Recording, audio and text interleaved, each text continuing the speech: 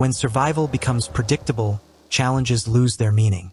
That is the core idea behind this update, and it is very clear in what the developers of Once Human are doing with the new Pollution Zone Overhaul and the Aberrant Progeny Fissional Wheel. Starting January 21st PT, after the version update, players will experience a completely reworked Pollution Zone system. This is not just a visual change, but a mechanical one that directly affects how we survive, farm, and progress in each scenario. First, let's talk about the new pollution zones. After the update, scenario servers, except for raid zone mode, will randomly generate pollution zones across the map. Each server will have different locations and quantities of pollution zones, which means every scenario will feel different. Some scenarios, such as Endless Dream, Prismverse Clash, and Deviation Survive Capture Preserve, will have fewer pollution zones. This is because these scenarios already have higher difficulty and strong narrative pacing, so adding too many pollution zones would disrupt the experience. When new scenario servers are launched, pollution zone locations and types are generated randomly, but once they are set, they will not change. This makes each server unique while still keeping the experience consistent over time. Next, the developers have adjusted pollution zone traits. One of the biggest changes is that pollution values are now stabilized.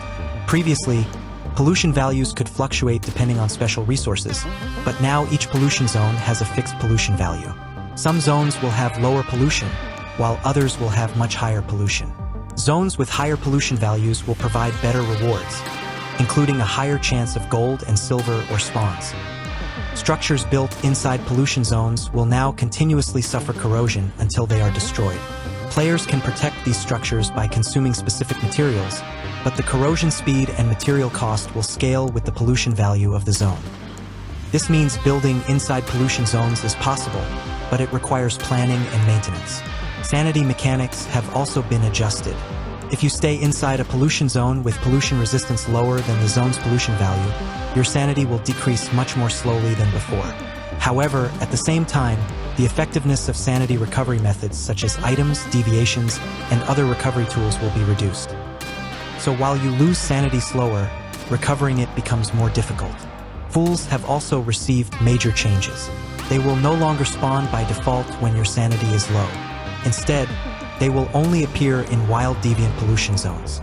In addition, new fools will no longer instantly kill players, and they will not stop moving when observed. Their detailed behavior is tied specifically to wild deviant zones. There are also several other important adjustments. Some consumable items have been reworked to better match their names and gameplay roles. Stardust Malt Ale and Stardust Corn Ale now increase pollution resistance by a fixed amount for a long duration, while Signature Ice Brew now increases sprint speed instead of pollution resistance. This shifts food and drink preparation more toward pollution zone survival.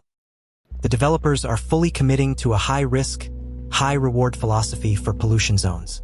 Defeating elite enemies in pollution zones can now drop deviations. Hopefully, this includes new deviation variants. If that is the case, players will definitely start swarming settlements and pollution zones to hunt elite enemies. Enemies in pollution zones will additionally drop Stardust Source, which is a very welcome improvement. Pollution zone chests may now contain fuel. This is a big quality of life change, because fuel is usually difficult to obtain. Normally, players need to build fuel farms or scavenge abandoned vehicles. Being able to find fuel directly in pollution zone chests makes these areas much more rewarding. At the same time, the risks have increased. Pollution resistance provided by gear has been reduced, and the values of certain dishes have been adjusted from percentage-based bonuses to fixed values. This means players need to think more carefully about how they prepare for pollution zones, and characters with the chef class will likely have an advantage here. Gear degradation is also more severe when you die inside a pollution zone. Because of this, it is important to put the artisan's hand as soon as possible when you enter the scenario, so you can easily fix your broken gear on spot. Another major change is the temporary removal of the mist feature. Based on player data and feedback, the developers found that mist content had very low participation and did not provide a fun experience. As a result, mist has been removed for now. Deviations and items that were previously obtained through mist can now be acquired by defeating elite enemies in pollution zones. The developers have stated that mist will return in the future in a reworked and improved form.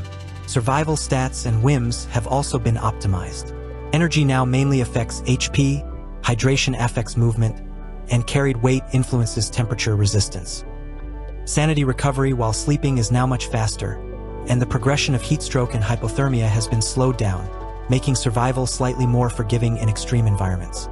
The whim system has been changed as well. Whims now trigger when players perform specific actions while at low sanity. These whims have more distinct visual effects and more entertaining outcomes. For example, after triggering a certain whim, defeating enemies while low on energy may cause them to drop meat instead of their usual loot. There are more whims like this in the game, and players are encouraged to discover them naturally. Now let's talk about the different pollution zone types. After the update, multiple new types of pollution zones will appear on the map. Each pollution zone has one mandatory deviant effect and 1 to 3 deviant traits. The number of traits increases as the pollution value increases. When entering a pollution zone, the zone's type and effects will be displayed at the top of the screen, allowing players to clearly understand what they are dealing with. The first type is the Wild Deviant Pollution Zone. In this zone, damage decreases with distance from the target, and the mutation rate of wild plants increases. Crops planted in wild regions have a higher chance of mutation. Special trees can appear, and when chopped down, they are guaranteed to drop seeds or mutated plants. If these trees are left untouched for a certain amount of time, they will transform into fools. These fools no longer attack players, but they will devour crops planted by players.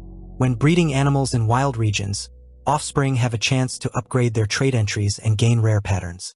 However, tamed animals lose tameness more easily, and higher pollution values make this happen even faster. The second type is the Mirror Deviant Pollution Zone. In these zones, damage depends on how frontal the hit is, and looting or gathering has a chance to yield double rewards. Interactive mirrors can appear, and interacting with them summons a clone that follows the player. This clone shares damage taken and will taunt enemies after the player attacks. Morphic crates with reflective mirrors on their backs can also spawn. Defeating them grants rich rewards, but players need to use positioning and awareness to deal with them effectively. Additionally, backstab kills in mirror zones have a chance to double loot drops. The third type is the Phantasmal Deviant Pollution Zone. In these zones, all creatures, including players, enemies, and animals, alternate between void and solid states. In the void state, physical damage is reduced, while in the solid state, elemental and psi damage are reduced. More enemies spawn in these zones, increasing the overall challenge. If a player captures an animal while it is in the void state, the animal gains the phantom trait. These phantom animals have a void-like appearance, and their attacks deal random elemental damage. An elite enemy called Frostella can also appear in phantasmal zones, and Frostella changes its attack patterns based on whether the player is currently in the void or solid state. Overall, this update clearly shows that the Aberrant Progeny Fissional Wheel and the new Pollution Zone system are designed to break routine gameplay, increase risk, and reward preparation and strategy. If you want the most complete experience with this system, again, I strongly recommend playing on a Manibus server. Once the update goes live, real gameplay testing will show just how deep and impactful these changes really are. That's everything you need to know about the Aberrant Progeny Fissional Wheel and the massive Pollution Zone Overhaul in Once Human.